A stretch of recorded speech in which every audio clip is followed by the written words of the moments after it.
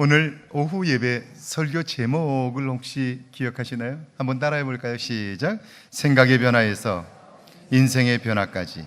네, 다시 한번 해봅니다. 시작. 생각의 변화에서 인생의 변화까지. 사실은 생각의 변화가 인생의 변화를 이끌어 가는데요. 그런데 거기에는 반드시 단계가 있어요. 이걸 우리가 생각하면서 오늘 말씀을 들을 수 있으면 좋겠습니다. 제가 사실을 확인한 것은 아닙니다. 그러니까 그게 사실이냐고 제게 묻지 마시고 그냥 들으시면 되겠습니다. 인터넷에서 수많은 사람들이 읽은 유명한 글인데요. 어느 날 사우디아라비아의 왕이 아마 골프를 좋아했던 것 같아요. 그래서 자기가 좋아하는 유명한 골프 선수를 자기 나라로 초대를 한 거죠. 전용기를 보냈고요. 그리고 초대해서 여러 날 동안 함께 지내며 즐거운 시간을 보냈습니다. 이제 돌아갈 시간이 되었어요. 왕이 당신 때문에 내가 너무 행복했다고, 너무 즐거운 시간을 보냈다고 그러면서 자기 비행기로 보내주면서 마지막 묻습니다. 내게 이렇게 즐거움을 주었으니 당신에게 내가 선물을 하나 하고 싶은데 혹시 가지고 싶은 게 있으면 얘기해 달라고 그렇게 이야기를 하는 거예요. 이분은 정중하게 거절을 했는데 왕은 아니라고 꼭 선물하고 싶다고 이야기를 해요. 이 골프 선수는 거절하는 것이 어렵다는 사실을 알게 되면서 그럼 제가 골프 선수니까 그럼 골프채 하나를 선물하면 좋겠다고 그렇게 이야기를 했어요. 골프채가 영어로 골프 클럽입니다. 그래서 Please give me a golf club 이렇게 이야기했겠죠. 골프 클럽 하나 그럼 선물하시라고 그렇게 이야기를 했어요. 집으로 돌아와서 생각합니다.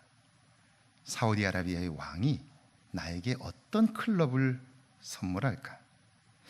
혹시 순금으로 만든 골프채일까? 워낙 부자들이니까요. 보석이 박힌 걸까?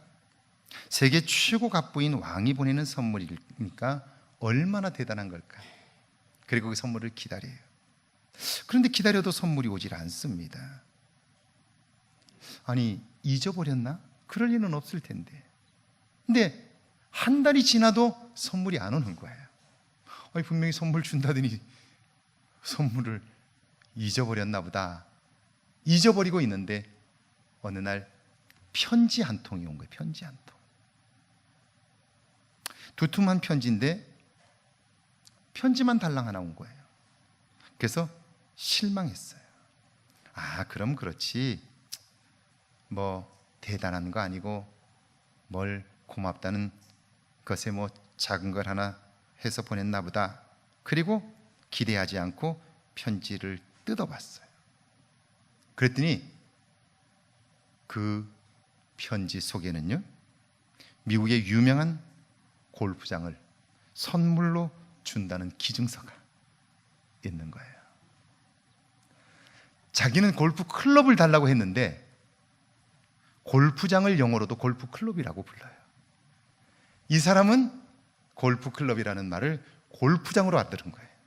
그래서 좋은 골프장 하나를 사주려고 수소문을 하고 그걸 계약하느라고 시간이 걸렸다는 거죠.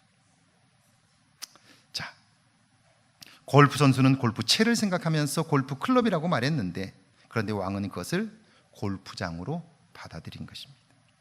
제가 이 이야기를 들으면서 우리에게 하나님이 그런 분이 아니냐 하는 생각이 들었습니다. 너희 중에 누가 아들이 떡을 달라 하는데 돌을 주며 생선을 달라 하는데 뱀을 줄 사람이 있겠느냐? 너희가 악한 자라도 좋은 것으로 자식에게 줄 줄 알거든 하물며 하늘에 계신 너희 아버지께서 구하는 자에게 좋은 것으로 주지 않겠느냐? 성경은 그렇게 말씀해요. 하나님의 마음이 그렇고 하나님은 우리에게 약속한 것을 반드시 지키는 분이시죠. 그런데 하나님은 그런데 오늘 우리의 마음은 어떠냐 하는 것입니다. 오늘 우리의 마음은 기도해도 소용없어. 그거 한다고 뭐가 달라져? 이렇게 생각하지 않느냐는 거예요. 혹시 이런 생각이 우리를 지배하고 있지는 않느냐 하는 것입니다. 성경은 이렇게 말씀합니다. 그러므로 믿음은 들음에서 나고 들음은 그리스도의 말씀으로 말미암았나이다. 이 말씀은 들음으로 인해서 우리의 삶은 단계적으로 변화되고 성장해 가는데 그 단계가 여러 가지 있다는 것이죠. 그 첫 번째가 생각의 변화입니다. 우리의 삶이 변하려면, 우리의 인생이 달라지려면 우리의 생각부터가 달라지는 것입니다. 여러분, 거친 말, 욕을 달고 사는 사람, 이런 사람도 예수를 믿으면 달라질까요? 물론입니다. 그런데 끊임없이 욕을 하고 거친 삶을 사는 사람이 한순간에 달라질까요? 아니면 점차적으로 달라질까요? 어떨까요? 여러분 어떻게 생각하세요? 자, 1번 한순간에 달라진다. 2번 점진적으로 달라진다. 1번 한번 손 들어보시죠. 1번. 네, 예, 두 분 손 내리시고. 자, 점진적으로 달라진다. 네, 손 내리셔요. 자, 여러분이 손 안 든 사람은 뭐예요? 그럼 또 절대로 달라지지 않는다. 3번입니까? 자, 여러분이 한순간에 달라진다고 믿든지 점진적으로 달라진다고 믿든지 그게 여러분의 생각이라면 그 생각은 틀린 거예요. 그 생각이 성경의 생각이라면 어느 것이든지 맞다 하는 거예요. 저는 욕을 굉장히 잘하는 사람이었습니다. 아마 믿지 않을 텐데 저는 지금은 거의 욕을 하지 않습니다. 거의 욕을 하지 않습니다. 그날 이후 저는 욕을 잊어버렸습니다. 제가 욕을 잘하게 된 것은 제가 품성이 나빠서가 아니고 저는 함경도 마을에서 태어났습니다. 함경도 아바이 마을에서 태어났습니다. 함경도 사람들은 욕을 정말 잘합니다. 말 전체가 욕입니다. 그러니까 제가 그 마을에서 태어나서 그 마을에서 성장을 했습니다. 청소년기를 거기서 보냈습니다. 그러니까 제 말은 거의 98%가 욕이라고 보면 틀림없습니다. 그러니까 욕을 달고 살았습니다. 그러니까 친구들 중에서도 욕을 가장 잘하는 사람이 저였습니다. 물론 지금 봐서는 그렇게 전혀 믿어지지 않겠지만 욕을 그렇게 잘하는 사람이었습니다. 그런데요, 80년대 초 제가 군대에서 제대하고 나서 은혜를 받았습니다. 하나님 살아계시면 저를 한번 만나 주십시오. 그렇게 기도하게 되었고요, 하나님께서 저를 만나 주셨습니다. 그리고 제 인생은 달라졌어요. 늘 세상이 부정적으로 보였고 불평과 원망 속에 살았고 늘 부정적이었던 제 삶이 완전히 달라졌어요. 세상은 살만하다라고 이야기하게 되었고요, 그리고 제 삶에 비로소 웃음이 있고 소망이 있게 되었어요. 그런데 제 입에서 욕이 사라졌어요. 은혜를 받고 나서 한순간에 사라졌어요. 어느 정도로 달라졌냐면요, 그 전날까지 저는 욕을 하면서 살았어요. 근데 은혜를 받고 나서 그날로 제 입에서 욕이 한순간에 사라져 버렸어요. 얼마나 달라졌느냐면요, 어느 날 수요일 날 그 일이 있고 그 다음 주였던 걸 기억해요. 수요일 날 예배가 있어서 교회를 가는데 교회 앞에서 친구들을 만났어요. 친구들이 저를 만나자마자 야 임마 너 어디 가? 나 교회 가. 그랬더니 이 새끼는 맨날 교회 간다고 이렇게 얘기를 해요. 그러더니 옆에 있는 친구들이 또 똑같이 그렇게 얘기를 해요. 근데 제가 그렇게 말하는 친구들을 뻔히 쳐다봤어요. 그러면서 기가 막힌 얘기를 했어요. 어제까지 욕을 했던 제가 그 욕하는 친구들을 보면서 이렇게 얘기했어요. 야, 니들은 그렇게 욕하는 입으로 밥도 먹냐? 이렇게. 어제까지 나도 똑같이 욕을 했는데 오늘 그 친구들에게 그 욕하는 입으로 밥을 먹느냐고 말을 했으니까 친구들이 다 기겁을 해서 재수없다고 저하고 안 만난다. 자, 보세요. 우리는 점진적으로 달라질 거라고 생각하는데 성경은 그렇게 말씀하지 않아요. 누구든지 그리스도 안에 있으면 새로운 피조물이라. 이전 것은 지나갔으니 보라! 점차 새롭게 될 것이다. 그렇게 되어 있죠. 조금씩 나아질 것이다. 이렇게 되어 있죠. 아니에요. 보라, 새 것이 되었도다. 영어 성경을 보면 완전히 끝난 거예요. 현재 완료라고 하는 것은요, 그 순간 그의 삶이 변화되는 거예요. 생각의 변화란 그런 거예요. 자, 이 생각의 변화로부터 우리의 삶은 달라지는데요, 생각이 변하면요, 믿음이 변해요. 전에는 안 된다고 믿었어요. 사실은 하나님을 믿는다고 말했지만 나를 믿고 살았어요. 그래서 이것을 신자의 불신앙이라고 말하는 거예요. 하나님을 믿는다고 말하지만 사실은 안 믿어요. 그러니까 기도하지 않잖아요. 기도하지 않아요. 신자의 불신앙이에요. 그런데 생각이 달라지면, 그러면 믿음이 달라져요. 아, 되는구나, 이렇게 생각해요. 아, 기도하면 되는구나, 말씀을 깨달으면 달라지는구나, 그걸 알게 돼요. 아, 하나님께 도움을 구하면 하나님이 반드시 응답하시는구나. 무엇이 달라지는 거예요? 믿음의 변화가 일어나는 거예요. 그래서 생각의 변화가 중요한 것은요, 생각의 변화는 곧 믿음의 변화를 가져오는 거예요. 믿음의 변화를. 내가 지금까지 믿고 있었던 것이 틀렸다, 하나님이 옳다, 그렇게 믿게 되는 거죠. 이 믿음의 변화가 일어나요. 믿음의 변화가 일어나면요, 기대의 변화가 일어납니다. 이제 내 남은 삶에 있어서 기대하는 것들이 달라져요. 기대하는 것들이 달라져요. 전에는 미래에 대한 두려움만 있었어요. 그런데 하나님이 나를 사랑하시고 그 나를 사랑하시는 하나님께서 나를 이 땅에 보내신 목적이 있다라고 믿게 되면요, 이제 하나님이 나를 어떻게 쓰실까에 대한 기대감이 생기는 거예요. 기대의 변화가 있는 거예요. 그래서요, 하나님이 이제 이 일을 통해서 나를 어떻게 하실까 기대가 생기는 거예요. 늘 부정적이었던 나에 대한 기대가 달라지게 돼요. 자, 기대가 달라지면요, 우리의 삶의 태도가 달라져요. 사람을 대하는 태도가 달라지고요, 내 감정을 다스리는 것들이 달라져요. 내 태도가 완전히 달라져요. 자, 태도가 달라지면요, 결국 행동이 달라집니다. 행동이 달라져요. 오늘 제가 새가족 교육을 마쳤어요. 새가족 교육을 했어요. 지금 오기 전에 바로 새가족 교육을 했는데요, 우리 여기 율촌에서 짜장면집을 하는 새로운 교인이 부부가 있어요. 여러분, 짜장면은 율촌 반점으로 전화 주시기 바랍니다. 네. 짬뽕도 통오징어 짬뽕이 참 좋습니다. 네. 그러니까 혹시 모임이 있으면 율촌 반점으로 전화 주시기를 바랍니다. 꼭. 예. 아시겠죠? 옆에 소문 좀 내주세요. 이분이 처음 사업을 이곳에서 시작한 거예요. 그러니까 불안감도 있고 두려움도 있죠. 그래서 주일날도 문을 열고 가게를 하겠다, 이렇게 생각을 하고 가게를 연 거예요. 그런데 할머니가 계세요. 이분 할머니가 계신데, 할머니가 야, 그게 무슨 소리냐, 주일날 예배를 드려야지, 예배가 중요하지, 그렇게 이야기를 한 거예요. 그러니까 그러면 첫째 주, 셋째 주는 주일날 쉬겠다, 이렇게 약속을 했어요.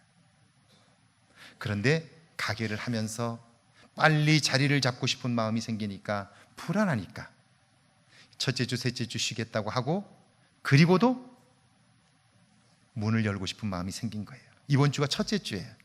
쉬겠다고 약속했는데, 그런데 오면서 불안한 마음이 있으니까 부인하고 오늘은 예배 빨리 드리고 가서 문 열자, 그래서 준비를 다 해놓고 온 거예요.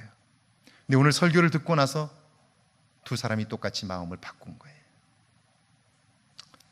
하나님을 의지하는 것이 먼저다. 하나님이 도와주셔야 우리의 사업이 안정감을 가지는 것이지 우리가 노력한다고 되는 것이 아니다. 설교를 듣고 나서 그렇게 결심을 하고요, 문을 닫자. 그리고 하나님을 의지하고 하나님의 도움을 구하자. 할렐루야. 행동의 변화가 일어난 거예요. 그리고는 오늘 문을 닫고 새가족 교육을 참석하고 한번 하나님의 도움을 구하며 살아보겠다고 다짐을 한 거예요. 보세요. 기대감에 대한 변화가 달라진 거예요. 미래에 열심히 하면 달라질 거라고 생각했는데 그게 아니라 하나님이 도와주시면 달라진다. 믿음이 달라진 거죠. 기대가 달라진 거예요. 그러니까 행동이 달라진 거예요. 할렐루야. 할렐루야. 그런 거예요. 제가 전에 목포에 있을 때에도 새로운 교인이 딸과 함께 교회에 오셨어요. 이분이 오셔서 처음 예수를 믿는 거예요. 첫째 주, 둘째 주, 셋째 주. 셋째 주 되어서 제가 어떤 이야기를 함께 나누는데 갑자기 이분이 울음을 터뜨리기 시작해요. 아마 제 기억에 죄에 대한 이야기를 했었던 걸로 기억을 하는데 그 이야기를 듣고 이분이 막 울기 시작하는 거예요. 그러더니 그 다음 주에 오셔서 자기가 왜 울게 되었는지를 이야기하는 거예요. 이분은 오랫동안 수십 년 동안 여관업을 하셨어요. 근데 자기가 살아온 삶이 잘못되었다고 한 번도 생각해 본 적이 없는 거예요. 그런데 그 시간 그 말씀을 듣다가 내가 잘못 살아왔다는 걸 알게 되었다 하는 거예요. 깨닫게 되었다는 거예요. 뭐 이런 거예요. 간단하게 얘기하면 그 목포는 바닷가 동네예요. 여관업을 하면 반드시 여자를 불러줘요.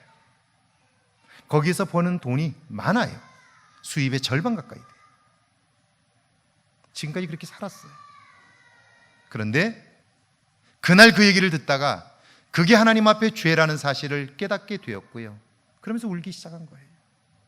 그리고 가서 그 주간에 내가 정말 잘못 살았다는 사실을 그분이 깨닫고 몇 날을 울었는지 모른대요. 그리고 와서 그 주간에 이렇게 얘기하는 거예요. 지금까지는 몰랐기 때문에 했지만 이제 알고도 행하면 하나님 앞에 내가 어떻게 설 수 있겠느냐고. 그리고는요, 다시는 여관에서 여자를 불러주는 일을 하지 않겠다고. 제가 그게 수입이 얼마나 됩니까? 그랬더니 절반 가까이 된대요. 그걸 포기한 거예요. 그리고 얼마 가지 않아서 여관업을 그만하겠다고요. 이게 신앙생활하면서 그렇게 도움이 되지 않는다고, 이걸 그만두겠다고 이야기를 해요. 행동의 변화가 일어난 거예요. 여러분, 행동의 변화가 일어나면요, 그 다음부터는요, 하나님이 이끄시는 삶을 경험할 수 있게 돼요. 하나님이 도우시는 능력을 경험하게 되면서 실력의 변화가 일어납니다. 실력의 변화가 일어나요. 새로운 일, 한 번도 상상하지 못했던 일들을 경험하게 돼요. 미우라 아야코라는 분이 계십니다. 지금은 고인이 되셨어요. 이분을 여러분은 이름은 잊어버렸는지 모르지만 제가 이야기를 하면 금방 알아요. 이분은 평생 병약하게 살았던 분이에요. 병원 신세를 지면서 살았던 분이에요. 그런데요, 그 병원 신세를 지고 살면서 그는 놀라운 은혜를 경험합니다. 왜냐하면 너무나 몸이 아프고 약하기 때문에 병원 신세를 늘 졌는데, 그러기 때문에 그곳에서 하나님을 만났어요. 하나님을 절대적으로 경험했어요. 그래서 그곳에서 사랑하는 사람을 만나 결혼했는데요, 결혼하고 나서 할 게 없잖아요. 그래서 작은 동네에 구멍가게 하나를 열었습니다. 이 두 분이 너무나 신실하니까 정말 성경에 있는 그대로 사는 거예요. 손님을 주님 대하듯이 대한 거예요. 그러니까 막 소문이 나기 시작하고 사람들이 몰려오기 시작하니까 그 가게가 너무너무 잘 돼가지고 대형 슈퍼마켓이 되었어요.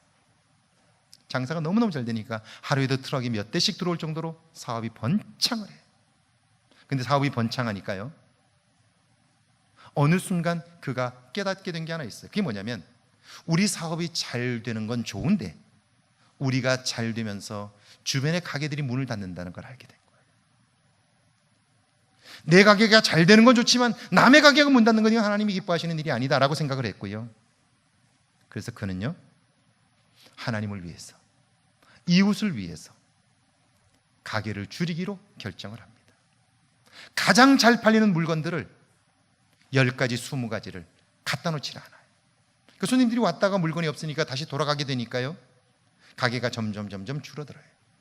가게가 점점 줄어드니까 자기가 가질 시간이 많아지기 시작해요.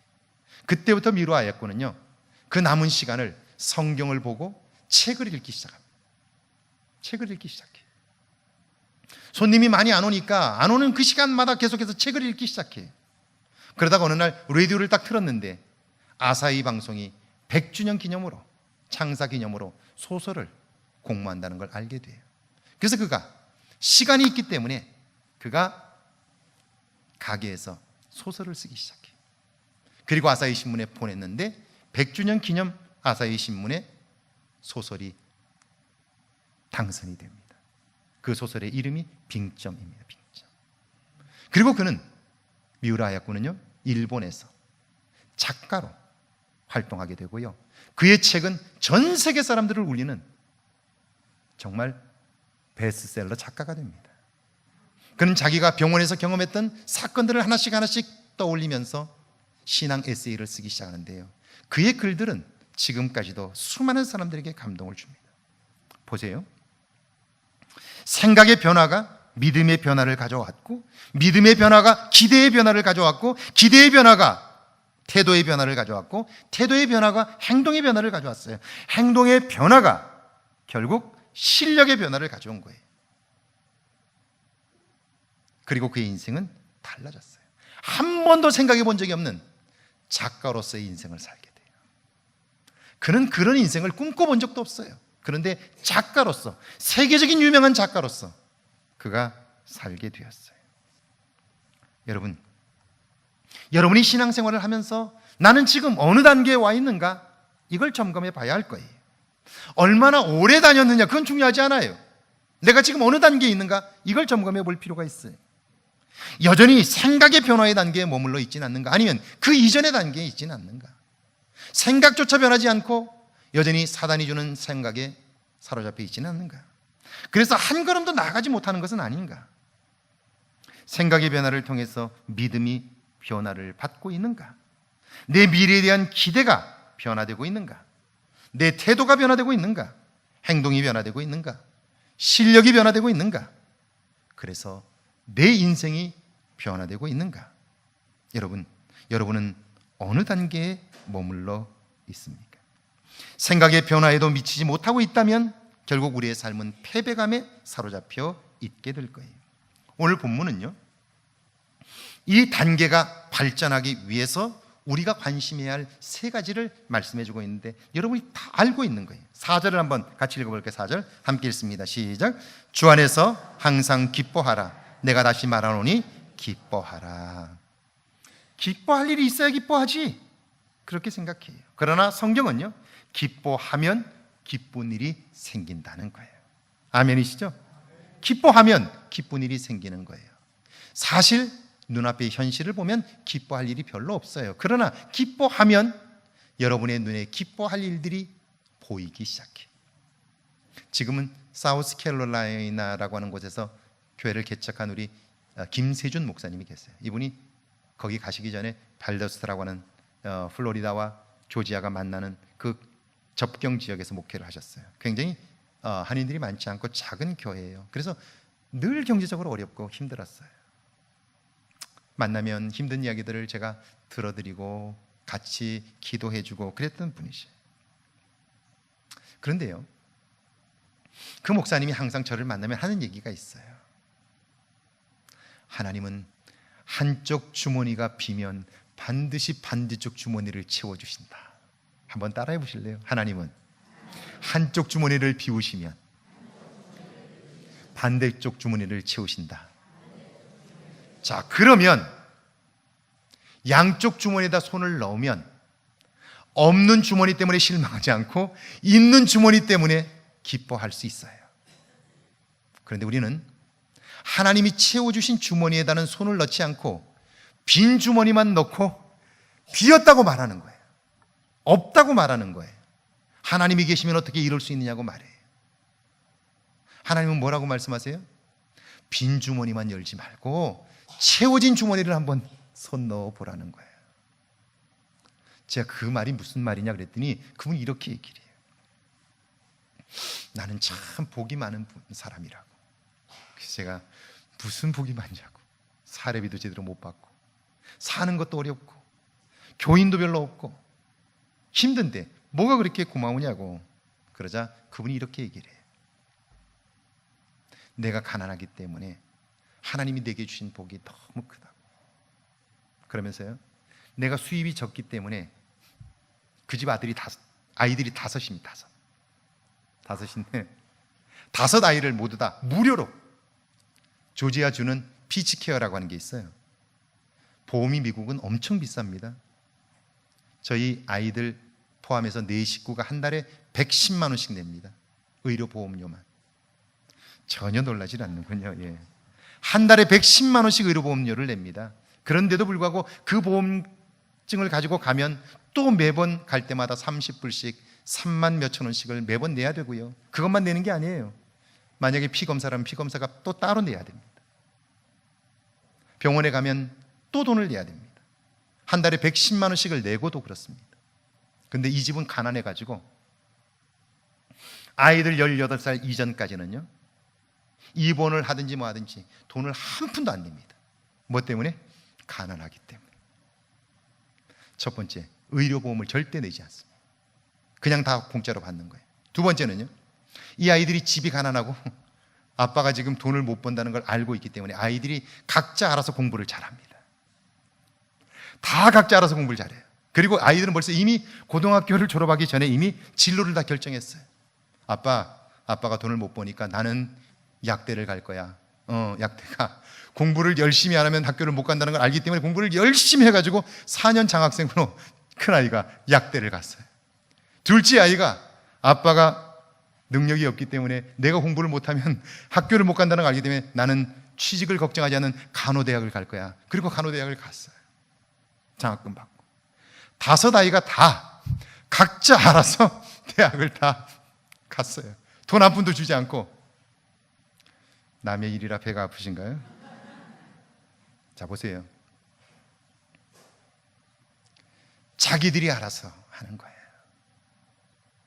그것뿐 아니라 어려움을 자기들이 겪고 나니까요, 이 아이들 5은 다 엄마 아빠가 얼마나 고생하며 사는가를 알아요. 고등학교 때부터 아이들이 아르바이트를 해봤기 때문에 돈 버는 게 얼마나 힘든가를 아는 거예요. 그러니까 도와주지 못하는 엄마 아빠를 향해서 엄마 아빠가 뭐 해준 게 있어, 이렇게 얘기하는 게 아니라 엄마 아빠 우리 키워주느라고 얼마나 고생하느냐, 엄마 아빠에게 고마워하는 거예요. 성공한 거죠? 성공한 거죠? 남의 일이라 별로 기쁘질 않군요. 자, 주 안에서 항상 기뻐하라. 내가 다시 말하노니 기뻐하라. 기뻐하면 기뻐할 일들이 생기는 거예요. 할렐루야. 이게 우리 김세준 목사님이 하는 이야기입니다. 성경이 그렇게 말하고 있어요. 여러분에게 이런 기쁨이 있기를 축원합니다. 이걸 발견하게 될 때 우리의 신앙의 단계가 올라가는 거예요. 이걸 발견하지 못하면 늘 그 자리에 머물러 있을 수밖에 없는 거예요. 두 번째는 5절이에요. 같이 한번 읽고요. 5절 시작. 너희 관용을 모든 사람에게 알게 하라. 주께서 가까우시니라. 자, 관용이라는 말이 무슨 말이냐면 영어 단어로 보면 gentleness, 너그러움입니다. 이해하는 마음이에요. 여러분, 어떻게 다른 사람을 이해할 수 있을까요? 이해하고 싶어도 그게 잘 되지 않잖아요. 어떻게 우리가 다른 사람을 관용할 수 있을까요? 이해할 수 있을까요? 저를 한번 따라해 볼까요? 하나님의 눈으로 그 사람을 보는 것입니다. 하나님의 눈으로 사건과 그리고 그 사람을 이해하고 해석하는 거예요. 내 생각과 판단이 아니라 하나님의 눈으로 하는 거예요. 하나님의 눈으로. 그러면 그 사람은 달라 보이는 거예요. 그 사건은 달라 보이는 거예요. 이게 관용인 것이죠. 예수님께서도 그러셨어요. 예수님은 실패한 베드로를 보신 게 아닙니다.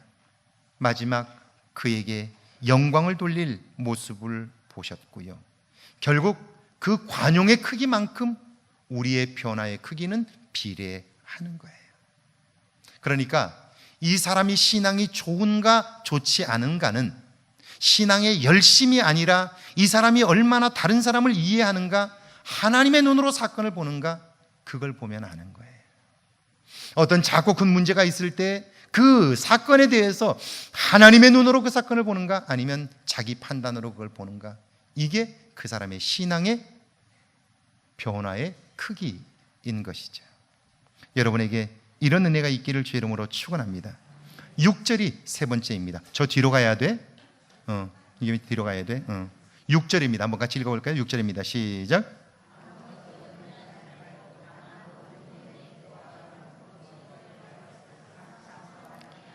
아무것도 염려하지 말고 다만 모든 일에 기도와 간구로 너희 구할 것을 하나님께 감사함으로 아뢰라. 이 말은 염려할 만한 모든 일이 있을 때마다 감사하고 기도하라.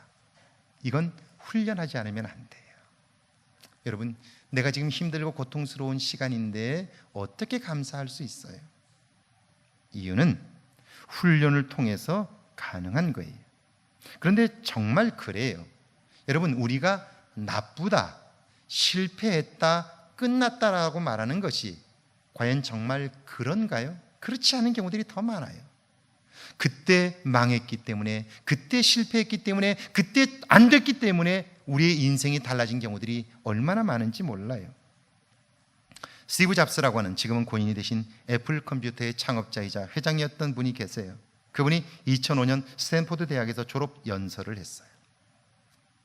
그분은 자기 인생의 가장 고통스러웠던 시간을 이야기하면서 이렇게 말합니다.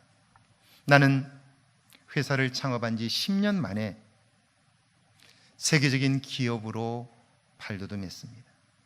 직원 4,000명, 그리고 매출 200억 불입니다. 200억 불이면 얼마인 줄 아세요? 21조입니다. 21조. 별로 놀라지 않군요. 우리나라 예산이 1년 예산이 326조 정도 됩니다. 21조면 10분의 1 거의 가까이 됩니다. 7, 8%가 됩니다. 기업을 일구어서 10년 만에 이 정도의 규모가 되었다는 건 대단한 일입니다. 그런데 자기가 세운 그 회사에서 스티브 잡스는 쫓겨납니다. 밀려나요. 왜냐하면 자기는 경영을 전공하지 않았기 때문에 전문 경영인을 세워야 되겠다 생각해서 전문 경영인을 데리고 왔는데, 이 전문 경영인이 주주들과 합세해서 창업주인 스티브 잡스를 내쫓은 거예요. 여러분, 내가 평생 고생해서 세운 회사에서 쫓겨났던 사람의 마음이 어떨까요? 그런데 그는 이 스탠포드 대학의 연설에서 이렇게 말합니다. 나는 그 회사에서 쫓겨나고 나서 내 인생에서 가장 소중한 것 3가지를 얻었습니다. 첫 번째, 나와 함께 평생 살 내 아내를 그때 만났습니다.